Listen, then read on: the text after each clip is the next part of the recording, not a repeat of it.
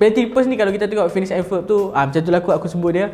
Dia ada dalam tu. Okay, tapi dalam realitinya adalah dia dekat mana? Dia buat apa? Kenapa dia misteri? Okey, itu persoalan-persoalan kita. Platypus ni kita kena kenal mula-mula dulu lah. Dia adalah haiwan yang semi akuatik. Kemudian dia adalah mamalia yang bertelur. Kemudian badan dia menunjukkan ciri-ciri 3 jenis haiwan. Sebabkan saya sebut ciri-ciri platypus ni adalah disebabkan muncul dia macam itik, badan macam otter, lepas tu ekor macam beaver, kaki macam dengan itik juga.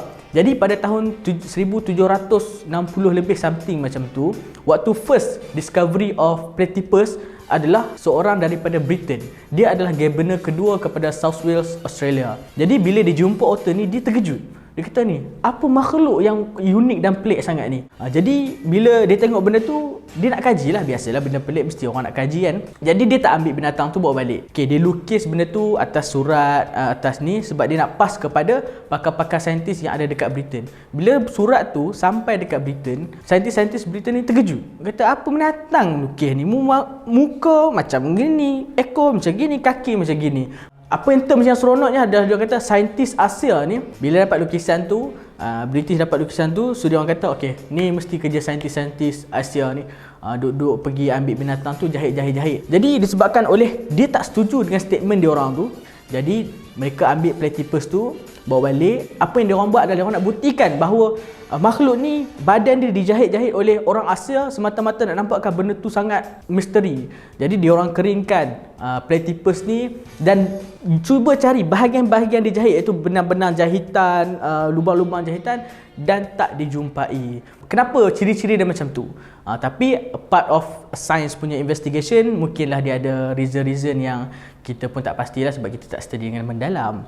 Tapi bahagian-bahagian mitos yang ni menarik. Pada suatu waktu yang dulu, ada seekor itik. Okay, seekor itik ni selalulah dinasihatkan oleh binatang-binatang yang lain, jangan keluar waktu-waktu maghrib main kat kawasan-kawasan ayak ni sebab nanti hantu ayak tangkap. Okay, hantu ayak dekat kawasan tu nama dia bigun ataupun baigun, macam tu lah. Jadi itik ni biasalah, itik-itik muda ni kan nakal-nakal sikit kan. Jadi dia keluar juga waktu-waktu maghrib. Jadi bila dia ditangkap oleh haiwan bigun ni, lama ni kena culik, biasalah kena culik. Lepas tu bila dia balik tu, berapa lama tu itik tu bertelur. Jadi bila bertelur tu, anak yang keluar daripada telur tu badan dia macam memerang dan mulut dia macam itik. Dan akhirnya itik tu dan juga anak dia tu disingkirkan daripada family tu. So akhirnya platypus tu jadilah platypus yang sekarang.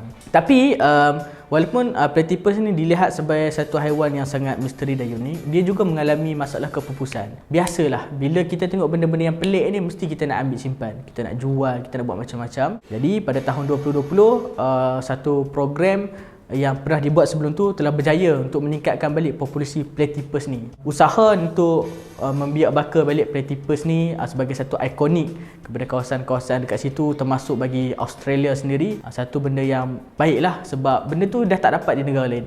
Dia macam kisah dengan badak Sumatera. Sedangkan badak Sumatera, tapi di Sumatera tak ada badak tu. So dia hanya kekal mimpi dan legenda yang mana tak patutlah benda tu tak baik untuk masa depan dan juga ekosistem kita lah.